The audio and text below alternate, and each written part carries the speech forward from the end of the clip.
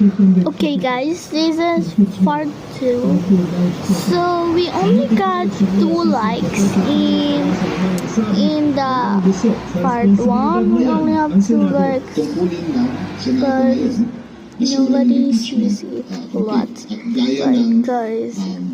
Instrumento ng pananagutan ang So we just need 28 subscribers to get 50 subscribers so I can live.